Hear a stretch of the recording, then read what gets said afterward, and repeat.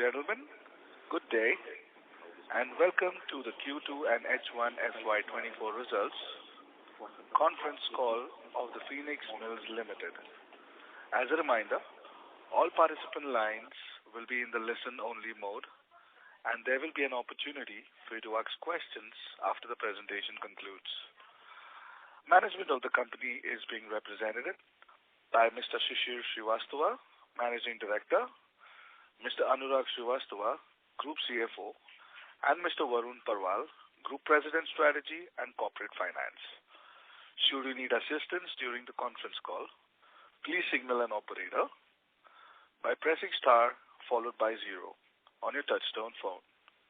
Please note that this conference is being recorded. At this time, I would like to hand the conference over to Mr. Shishir Srivastava. Thank you, and over to you, sir. Good morning, ladies and gentlemen. We take pleasure in welcoming you all to discuss the operating and financial performance for the second quarter and half year ended September 2024.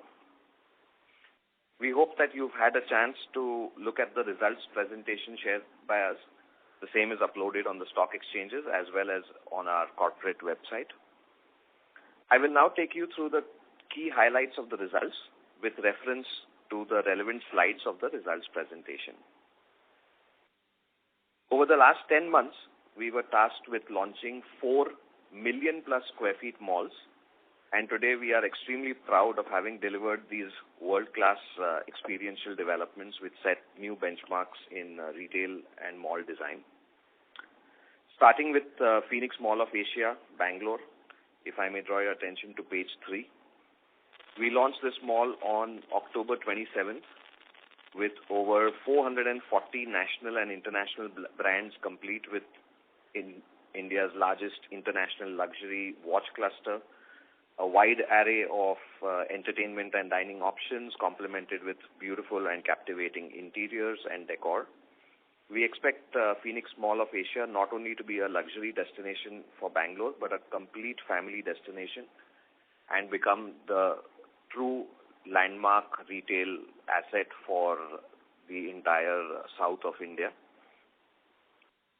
As of the end of October, the mall was operating with a trading occupancy of approximately 43%, and we expect this to inch forward towards the second half of this financial year. From our experience, the ramp-up that we have seen at Phoenix Citadel Indore or Phoenix Palladium Ahmedabad, we expect Phoenix Mall of Asia to be at a trading occupancy of approximately 75% by March 31, 2024. Next up is Phoenix Mall of the Millennium at Wakad, Pune. You may see page number 7. We launched Phoenix Mall of the Millennium on September 1st, 2023. The mall is home to over 350 national and international brands, an entertainment zone of over 1 lakh square feet with various attractions such as a fan park, entertainment centers such as Time Zone and Fun City, a 14-screen Inox multiplex, and over 75 dining options, with the food court having a capacity of more than 550 people. Trading occupancy has shown a strong ramp-up since launch and stood at 50% in October 23 versus 44% during September, with about 177 stores now operational. We expect this trading occupancy to inch up to about 80% by March 2024. On page 12, we have Palladium Ahmedabad. This asset, which was launched on 26th February 2023, marked our entry into Gujarat with the trading occupancy again has seen a fast ramp up from 32% at launch in February to 77% in October 23. Moving on to page 13, Phoenix Citadel Indore was launched in December 2022. Here again, we have seen the trading occupancy ramp up from 42% at launch to about 90% as of October 23. Now on to a quick update on our under development retail assets. If you may look at page number 14 and onwards. Phoenix Grand Victoria, Kolkata, we have received all development permissions. We have also completed the pre-construction activities and currently excavation and foundation work is under progress. Our second retail destination in Gujarat at Surat, we expect the construction to commence in Q3 of FY24. At the retail expansion for Phoenix Palladium, Mumbai, spanning across a GLA of approximately 250,000 in the current phase, civil works have reached an advanced stage, and we expect to complete this project by about March of 2024. Moving on with our retail portfolio performance for Q2 FY24 from page 17 onwards of the presentation. Consolidated consumption, which represents net sales reported by the retailers at each of our centers.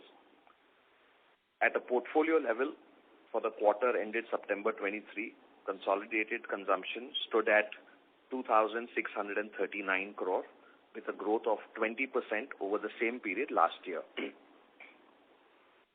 To compare this growth on a like-to-like basis, if we exclude the contribution from the new malls launched, which are Phoenix Citadel, Palladium Ahmedabad, Phoenix Mall of the Millennium, and adjust for the impact from closure of the lifestyle store at Phoenix Palladium, Mumbai, the consumption has grown by about 10%.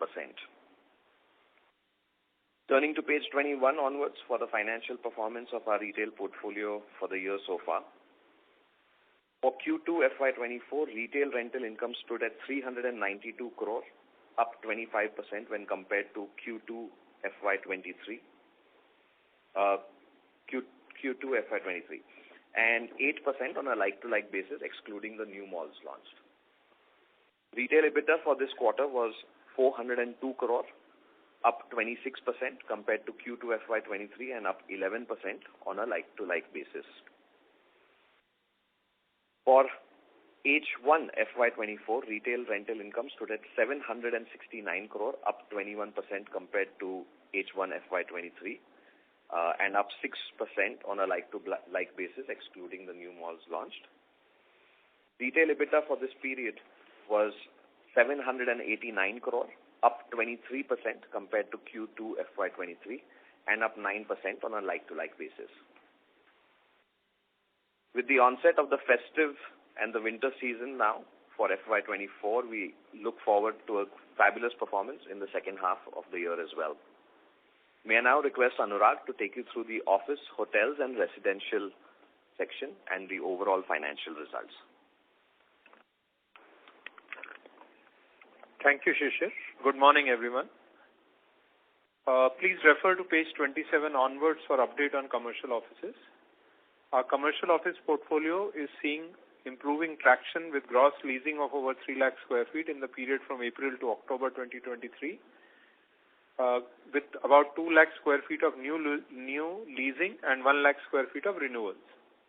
Total income from commercial offices in Q2 FY24 stood at 47 crores, up 9% compared to Q2 FY23. And total EBITDA stood at 26 crore with a growth of over 6% over Q2 of financial year 23. During H1 FY24, income stood at 91 crores, which was up 9% year-on-year, and EBITDA was 52 crores, up 7% year-on-year. Moving on to update on under construction commercial offices projects from page 31 onwards. We are progressing well on our development of 3 next leg of growth in commercial offices. At Phoenix Asia Towers, lobby and common area finishing. Facade work is underway. The first phase of these offices, about 800 million square feet, 0.8 million square feet, is expected to be operational during the current financial year, i.e. FY24. Millennium Towers, Wakad, slab work is in advanced stages for the office towers. At the Palladium offices at Chennai, we target completion in FY25. We have also received US GBC LEED certification with gold rating. For Project Rise, all development permissions have been secured, foundation work has been completed, and basement slab 2 has also been completed. As far as the commercial office component within expansion of our mixed-use asset in Whitefield is concerned, excavation work is nearing completion. Moving on to the hotel portfolio from page 37 onwards, first covering St. Regis, Mumbai. We continue to see significant improvement in our performance. ARR in Q2 FY24 was about 15,040 rupees, and in H1 FY24 it was 15,767 rupees. Both showing an increase of 27% and 32% respectively over previous year.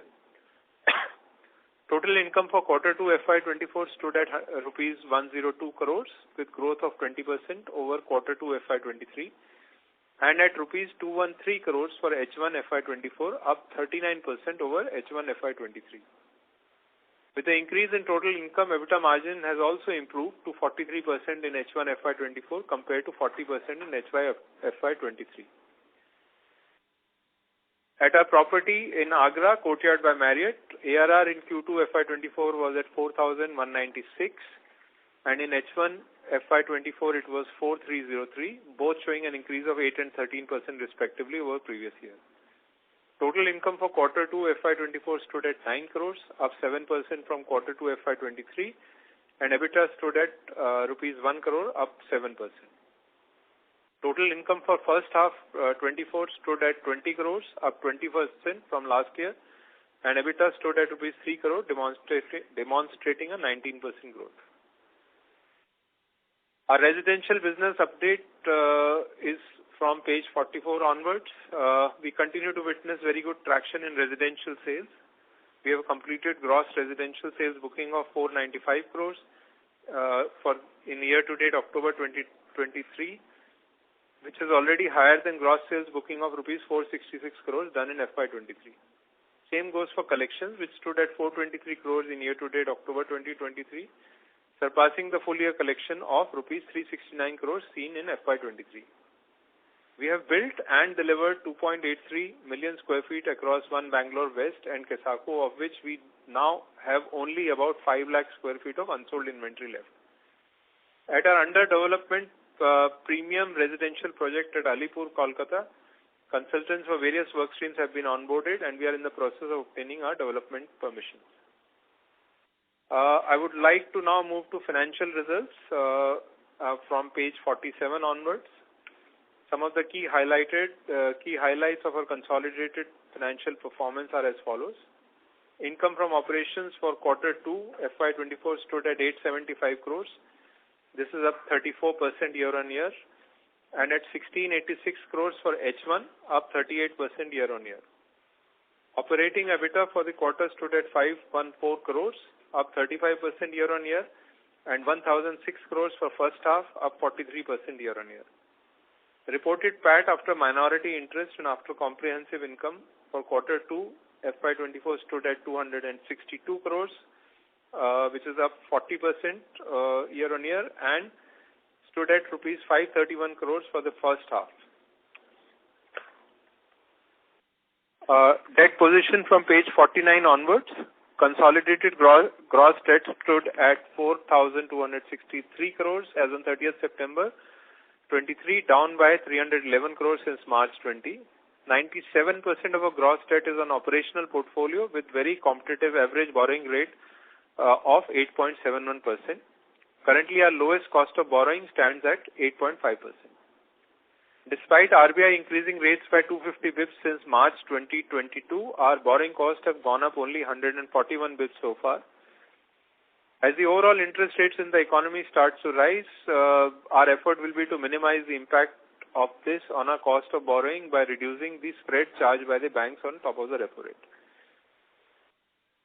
Cash flows from page 51 are H1 FY24. We generated about 1,060 crores of net cash from operating activities, and our operating free cash flow stood at 882 crores. Liquidity position from page 54 onwards. Group level liquidity on 30th September 23 stood at 2,166 crores, up by 411 crores from the position as on 31st March 23. This excludes the amount remaining unutilized in OD accounts. Net debt stood at about 2,096 crores, down by 186 crores from a position as on 31st March 23. We are bullish on our business prospects, and with a strong balance sheet position, our focus remains on delivering our under construction projects on time and judiciously deploy our capital to expand our portfolio. Thank you. Thank you very much, sir. We will now begin the question and answer session. Anyone who wishes to ask a question may press star and one on their touchtone telephone. If you wish to withdraw yourself from the question queue, you may press star and two. Participants are requested to use handsets while asking a question. Ladies and gentlemen, we will wait for a moment while the question queue assembles.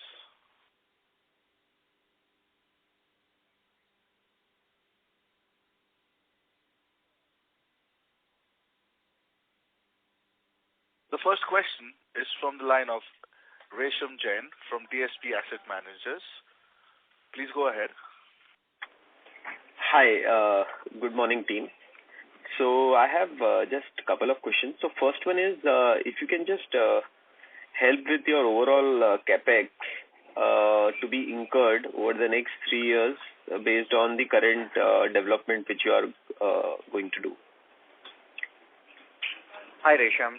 So between now and 2027, from the projects that are already announced and updated on the presentation, we have a further capex of about 4,800 to 5,000 crores that is left. And now this is between current calendar year and up to 2027.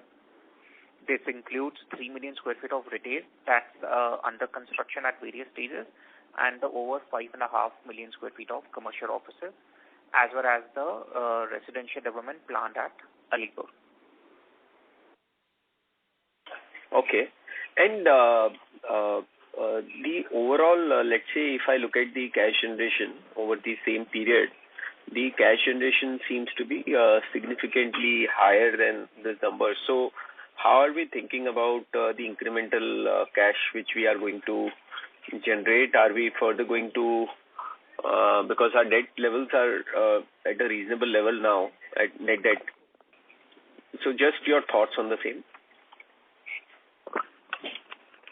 You're right, Resham. I think with the excess cash, we'll continue to sort of build our retail portfolio, look at further business development opportunities. Retail continues to be our flagship business, and we see a lot of opportunities in expanding in cities where we already exist, as well as the new cities in other towns. So that's the focus, and of course, as the retail assets come up, we'll also continue to focus on the mixed-use development. I'll just passing it on to Shishir for further comments. So, if we just look at the current run rate, Resham, we see about 2,000 crore of free cash being generated annually. And as Varun mentioned, we have about 5,000 crore of capex for projects which are already under development and already announced. We continue to look for opportunities for expanding our real estate, retail and residential and office verticals. So I think we are on a good path to look at deploying significant free cash in new projects, in acquisition and development of new projects. Okay, understood. The other question I have is on residential. Will you have the post-tax IRR, let's say, of the Bangalore residential project, which is now about to get over, let's say, in 24-25? What will be your approximate post-tax IRR in that project, residential? So, Resham, if you look at how the project has moved, and especially in the way the prices have moved, we launched this project back in 2012 at a price of 5,500 rupees a square feet on launch day. And today, in October, we have taken the selling prices to above 21,000 rupees on a per square feet basis. We, of course, had incurred land cost, etc. back in 2012, but then we utilized the base FRI to construct the first 5 towers and return all the capital back. So the company had received full return of its entire equity investment back in 2014-2015 itself. Kesaku has been launched thereafter, and we have purchased development potential and incurred construction cost, to construct this. Residential project, if you look at it from the markup that we see on our construction cost today, our landed cost of development for a premium residential tower is at 7,500 to 8,000 rupees a square feet for a Kesaku sort of a development wherein we provide a lot of lifestyle amenities. But the selling price that we have is, in excess of 20,000 rupees. So from a capital multiplier, it's a significant improvement. And that also results in a good post-tax IRRs of, our targeted IRRs of 18 to 20% on a post-tax basis. Okay. Thanks. I'll come back in the queue. Thanks. Thank you so much. The next question is from the line of Puneet Gulati from HSBC. Please go ahead, sir. Thank you so much and congratulations on good numbers. My first question is on your office project. So the Bangalore and the Pune one are close to completion and set to launch. Can you elaborate on what is the progress on leasing there and how are you seeing the market? Hi, Puneet. Good morning. Puneet, we are expecting the OC for the offices at Bangalore, which are Asia Towers, shortly. So we've not been able to execute any leases, but I can talk about the pipeline. We've seen a significant pipeline, and the profile typically is for 2 lakh square feet and or thereabouts for each tenant. Okay. So if we just look at the cumulative pipeline, it's close to about 2 million square feet of pipeline, and several of those are waiting for conversion. At this point in time, I think we feel fairly confident that within about 12 months of the OC coming in, we should have about a 75% kind of an occupancy within development. This is across 800,000 square feet. Okay. And for Pune, we are expecting the building completion for Millennium Towers for the first phase to be in August of 2024. And again, we are looking at what is the pipeline there. There seems to be significant demand for this part of the city. Okay. And so I thought the total area, leasable area was 1.2 million, right? You said 0.8 million. So at Bangalore, we have a further 250 odd thousand square feet of FSI potential there, which we have not built out as yet because of the not having the clarity on the TDR policy in that city. So we have about almost 400,000 square feet of GLA, where in one of the towers where we have the ability to construct once that becomes clear. Okay, so you're building 0.8 in Bangalore and similar 0.8 in Pune as well? 0.8 in phase 1, 0.4 in phase 2 in Bangalore. And in Millennium Towers, it's a total of 1.4 million square feet GLA, which we are building out. It's just that the first tower will become ready in August of 24. And the next one will be ready by maybe about January of 25 or February of 25, somewhere in that period. Cumulatively, this is about 1.4 million GLA at Millennium Towers. Okay. And can you also indicate what kind of rentals are you likely to negotiate there? So, looking at that competitive landscape in Wakad, the numbers currently are at around 75 rupees per square foot. I believe that our product is a front office, premium grade A, LEED certified product which will command premium rentals. So 12 months from now, we should be in the region of about 80, 85 rupees or thereabouts would be our starting rent. And Bangalore? Bangalore is also going to be around 85 rupees as the bare shell rent. Okay, that's it. And secondly, on this land purchase, I might have missed it. I joined a bit late. On the land purchase, what are the thoughts? what do you want to develop on in Thane?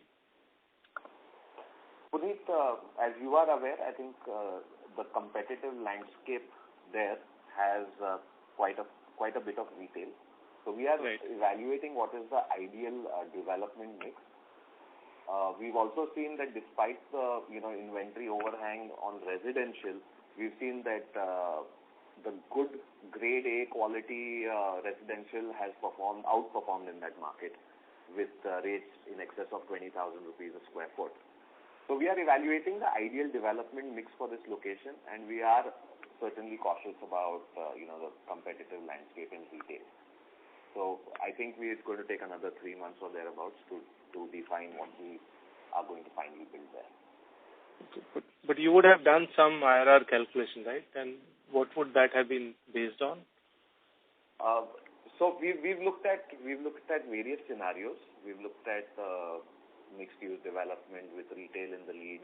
We've looked at residential. We looked at a combination of residential, and I think the returns work in any scenario in terms of our return expectation on equity. I think they work in any scenario, but the risk is probably as I mentioned, the competitive landscape one has to be very cautious about. So we are evaluating whether we want to take that risk or we want to mitigate that risk and go with a residential kind of a development. Residential development with ancillary retail. But we have not decided, and we at this point in time, my answer to you is that we will take 3 months or so to decide on the development mix. Understood. And just on the broad question, I know you've answered it to a certain extent. How are you looking at deploying the huge amount of free cash flow that you will be generating?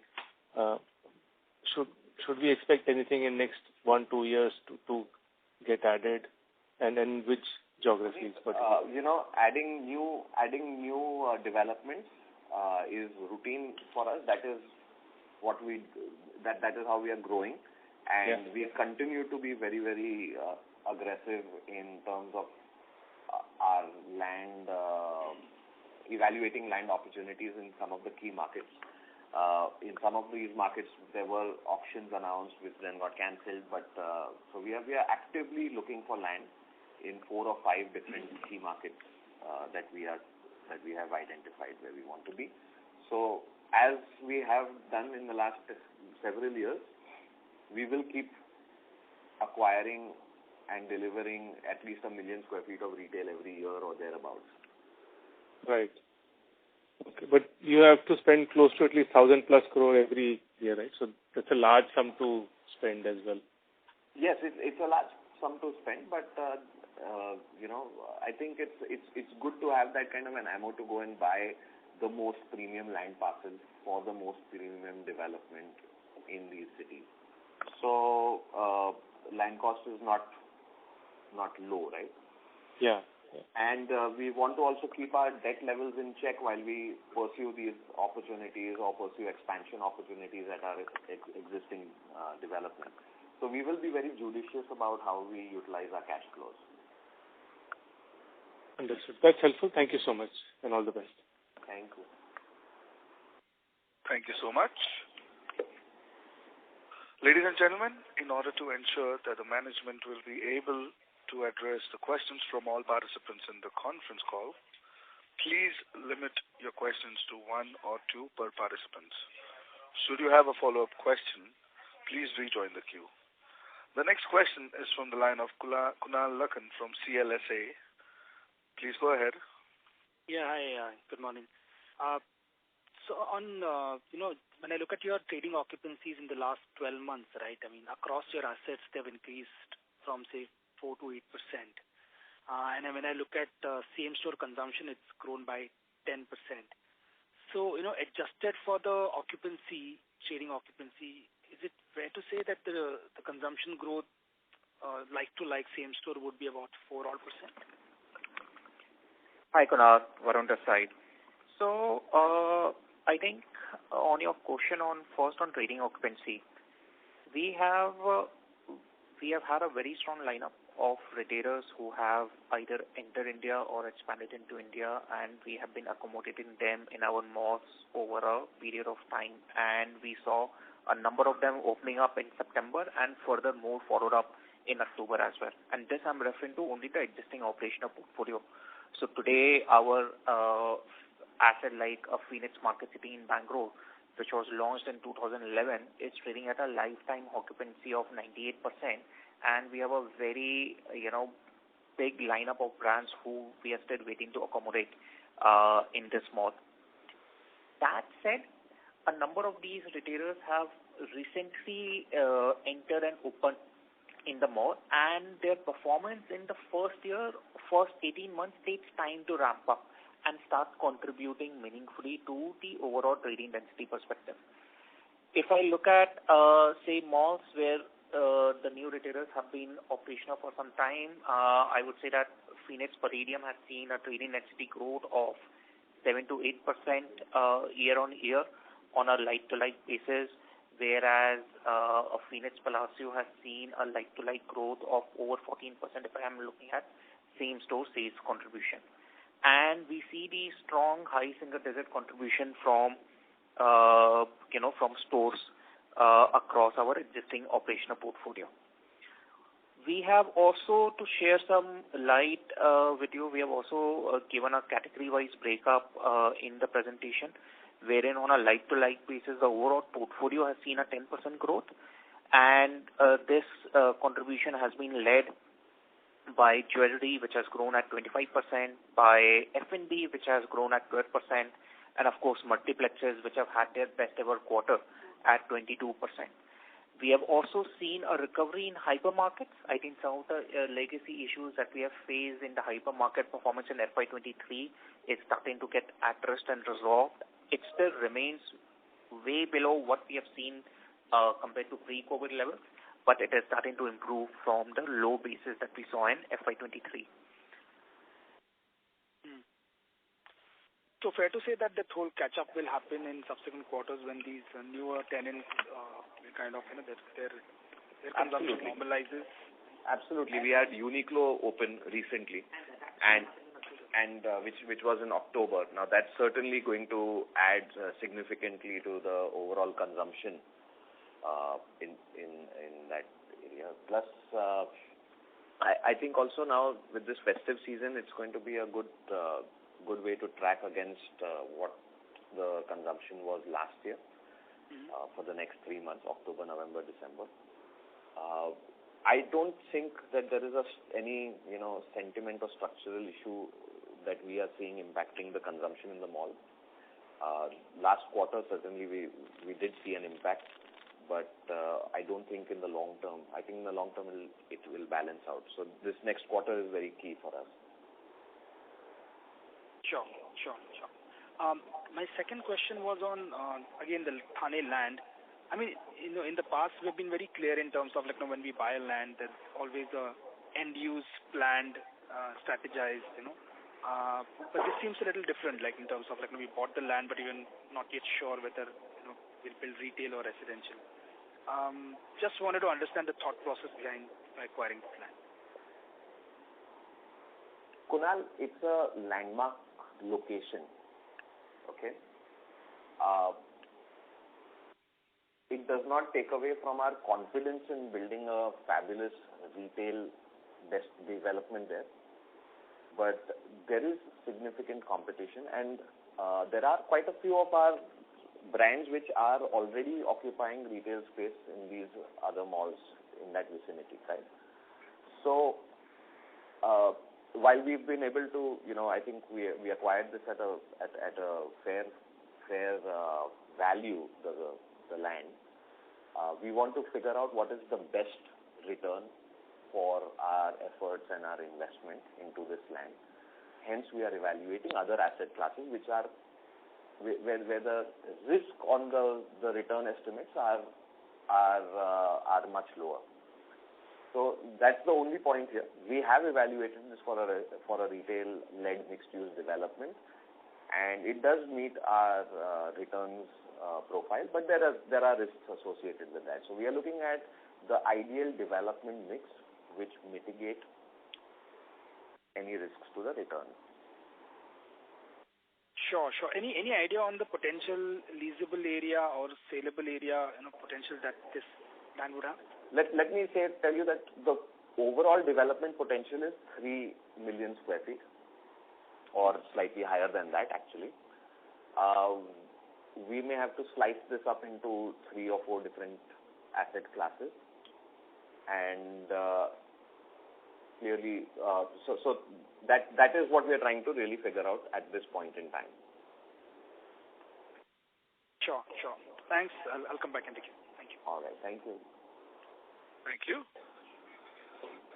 The next question is from the line of Murtuza Arsiwala from Kotak Securities. Please go ahead. So, just a sense, how much money is already being spent on the projects? You talked about another 4,800 crore that is to be spent. How much money is already spent on these projects? That's one. And second, for a lot of projects that have been commissioned, you have co-ownership.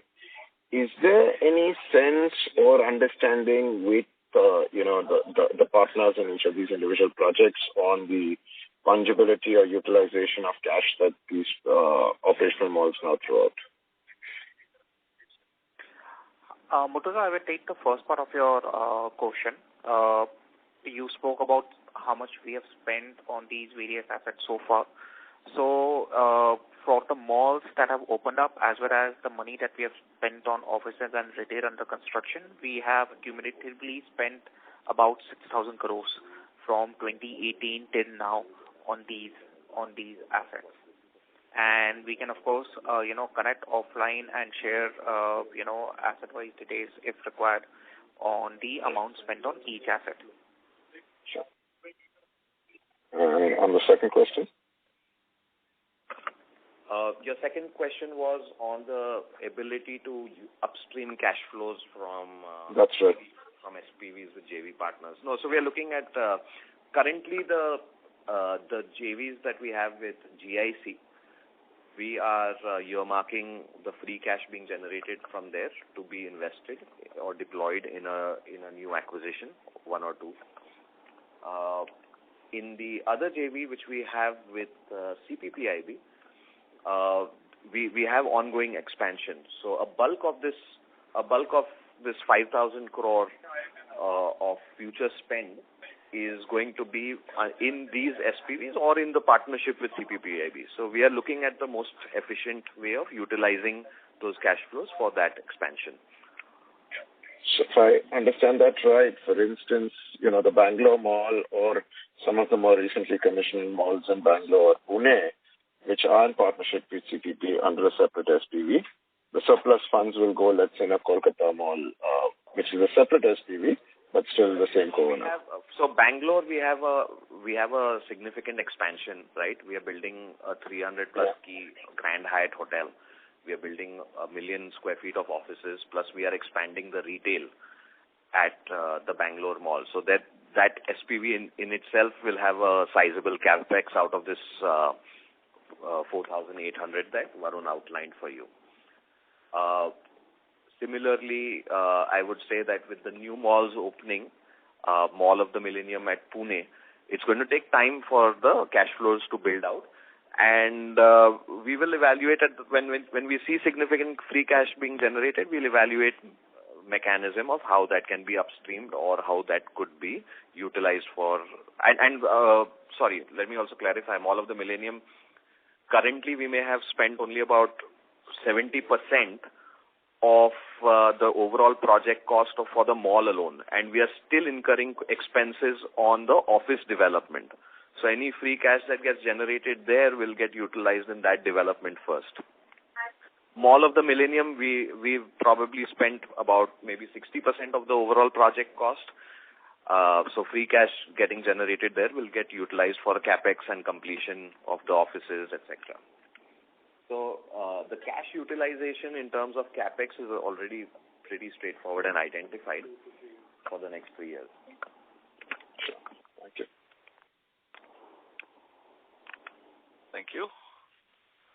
The next question is from the line of Biplab Debarma from Antique Stock Broking. Please go ahead. Good morning, and wish you all a very happy Diwali. So my first questions on the Alipur and Project Rise. Sir, from when do you think we'll see a rental generation from these two assets, the Alipur and the Project Rise? Hi, Biplab. So Project Rise is right now at the excavation and foundation stage. We have completed the excavation and basement 2 is completed, and we are now working on basement 1. I would say that the project is about another 36 months away from generating rent, with retail maybe starting a few months ahead of offices. Calcutta, at this point in time, we are coming out of the ground. Excavation is completed there, and the mall, I would say another 36 to 40 months for the mall to become operational from today. So FY27-28 for both Alipur and Project Rise. Is that 26, correct? 27, I would say. For 27. Yeah. Okay. And my second question is on the, most of the major cities that your focus is have a quite decent number of malls. And as you enter into these cities to deploy your huge cash flow that you are generating, I think you'll see such competitive landscape as you are seeing in Thane. So, sir, going forward, shall we incrementally see mixed-use development? That currently you are evaluating in Thane. Biplab, may I request you to just explain your question again, please? So, basically, I'm sorry, sir. I believe the line got disconnected. Just give me a minute. I'll get him connected. Can we continue with the next individual in the queue? Okay, sure. So, the next question is from the line of Parvez Qazi from Nuvama Group. Please go ahead. Hi, good afternoon, and thanks for taking my question. So on the Resi portfolio, considering that we now just have about 0.5 million square feet of inventory left, any thoughts about launching Tower 8 and 9 in Bangalore? And also related question about the residential project in Calcutta, when can we see a launch there? Hi, Parvez.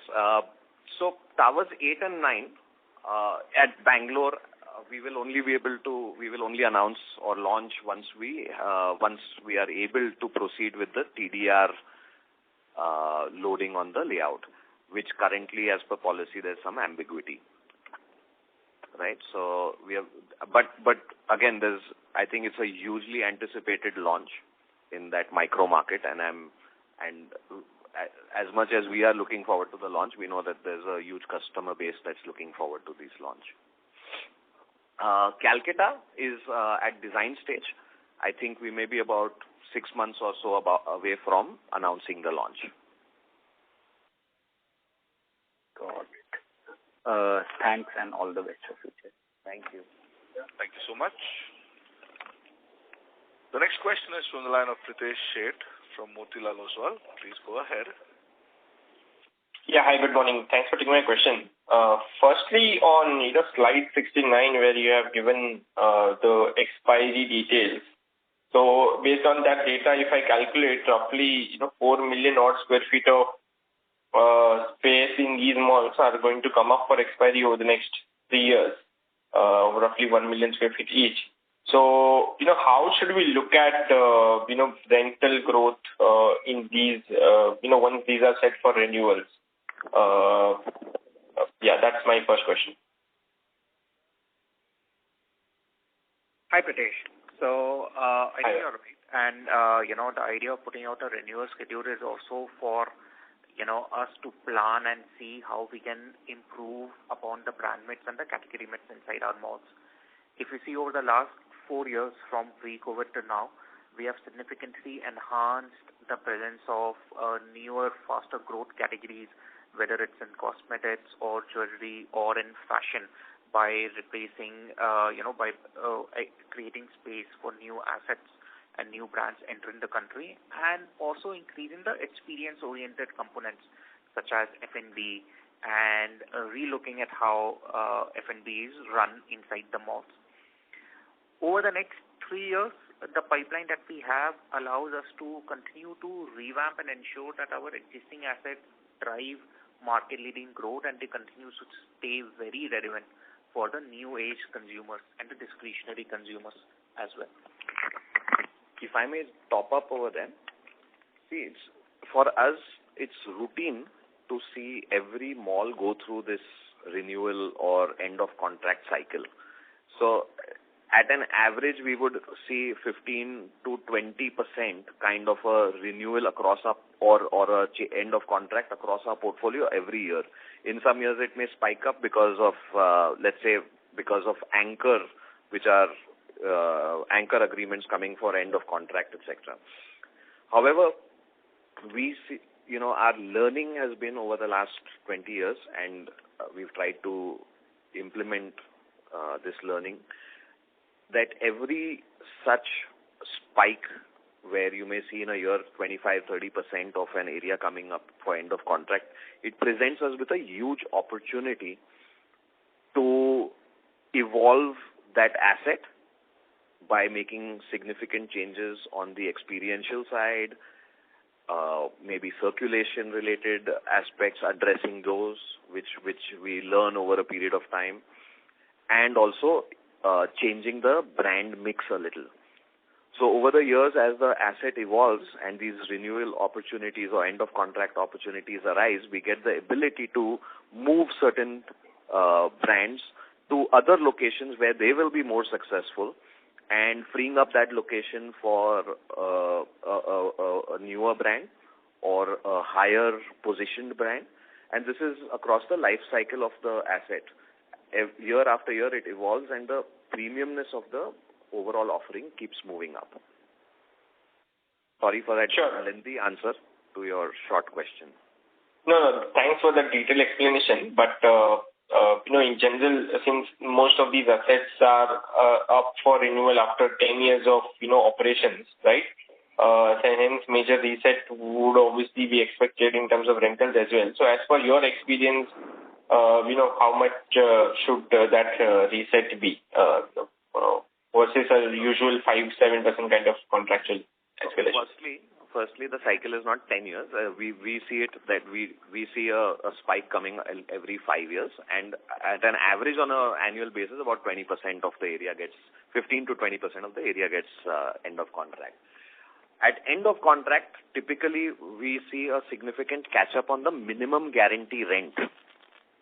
So minimum guarantee rent moves up to maybe a slightly higher than what was the actual rent received on account of revenue share. Yeah. So at that point, typically in a renewal, we may see about a 15% kind of an increase in minimum guaranteed rent. And if it's an anchor space, let's say that we reorganize to smaller stores, in those scenarios, the delta could be as high as 50-60% as well in terms of rental increase. But on a portfolio basis, you can assume, a 15 to 20% increment in the rent. So whatever was the last rent paid by a particular brand, when we release that store at end of contract, we expect a 15 to 20% increase there. Got it. Very clear.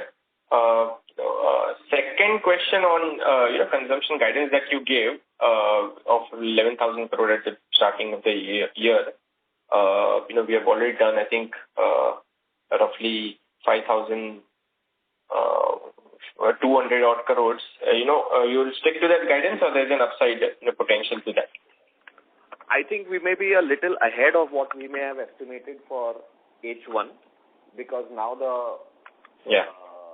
the festive season kicks in, and this is really, I think we're all super excited to see how the next 3 months perform.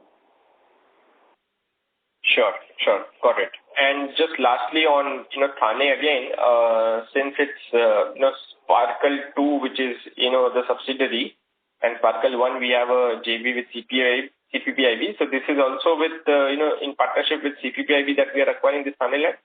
No. I'm clarifying that Sparkle 2 is 100% subsidiary of Phoenix Mills Limited, as was Sparkle 1 before when it was created, and then it was used with CPPIB coming into and investing into Sparkle 1.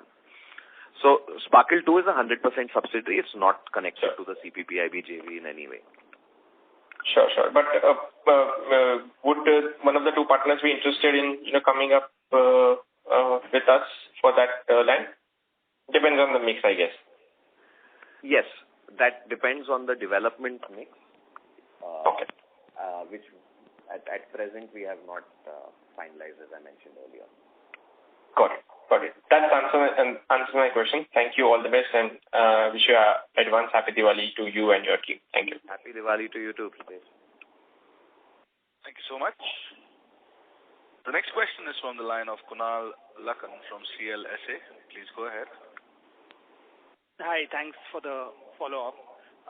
Shir, we had earlier highlighted that we'll be looking at acquiring 2 land parcels a year.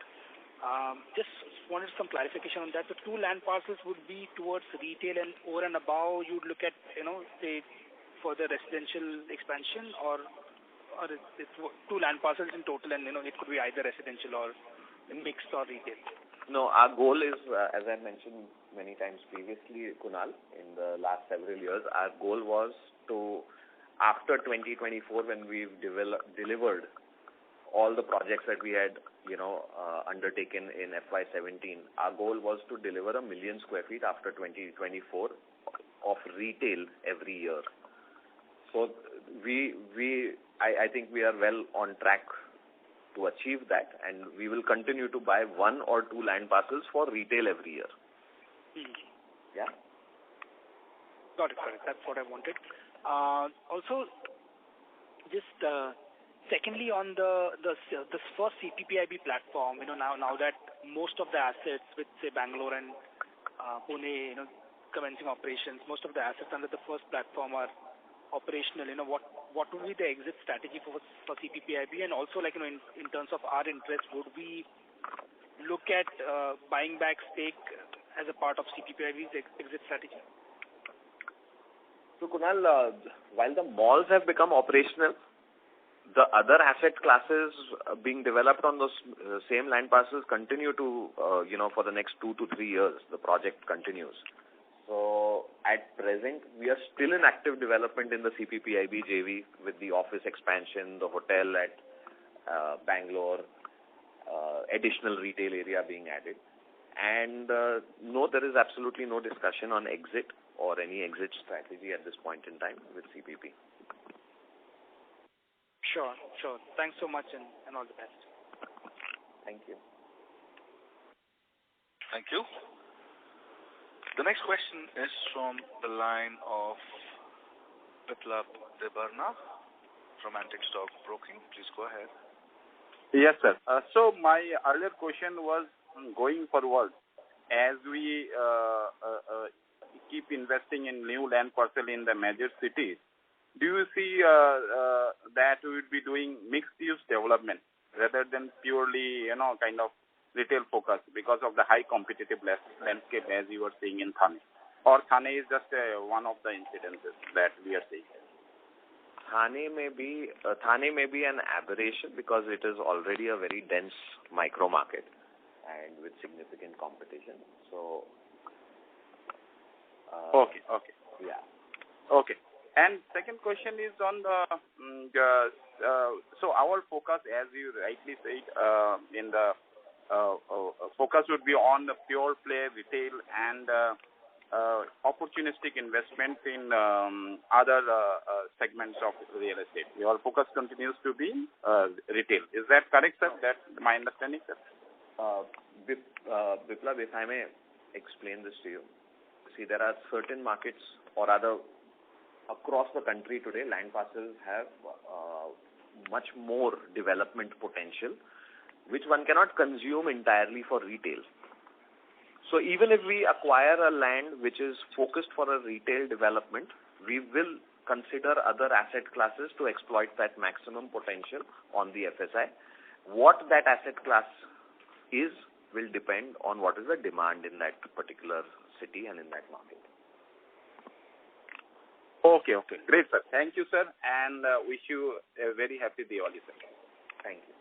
You too. Thank you so much. The next question is from the line of Atul Mehra from Motilal Oswal Asset Management. Please go ahead. Yeah, hi team. Good morning and thanks for the opportunity.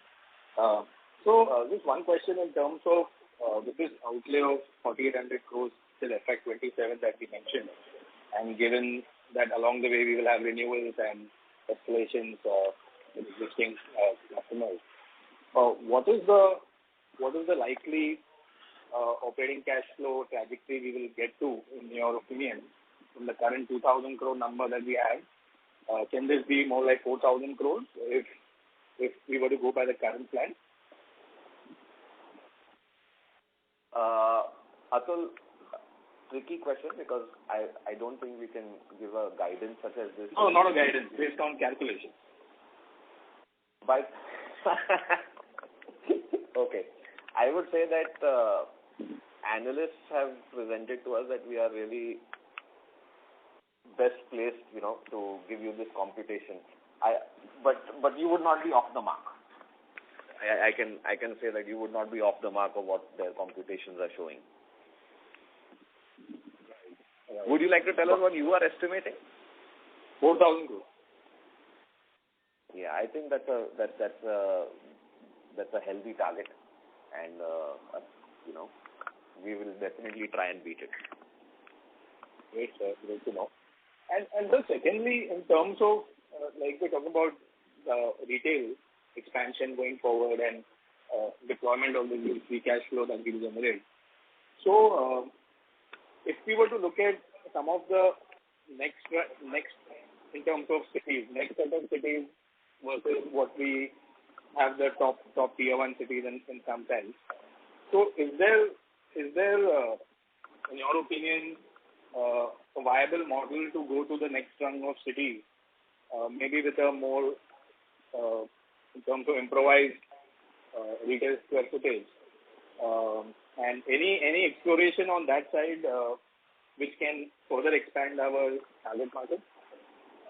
Atul, I think our strategy is clear of creating these experiential centers which become attractive for like a region. So when you look at what you call a tier 2 city, and we would call it a tier 1 opportunity like a Lucknow or an Indore, these malls are not just malls for those cities. We are seeing people, we are seeing our customer base extending to 100 kilometers from that city, which goes into the smaller towns as well, where there is significant amount of wealth. So I would say a city like Coimbatore presents that kind of an opportunity, right? 5 or 6 major towns which could become which are its feeder markets even today. A city like Vizag is an interesting opportunity. Chandigarh has always remained an extremely exciting opportunity. Jaipur is another such city. So these are the cities that we have previously identified during our interaction, and we continue to look at opportunities there as well. Got it. Great, sir. Thank you and all the best. Thank you. Thanks so much. As there are no further questions from the participants, on behalf of the Phoenix Mills Limited, that concludes this conference. Thank you for joining us, and you may now disconnect your lines.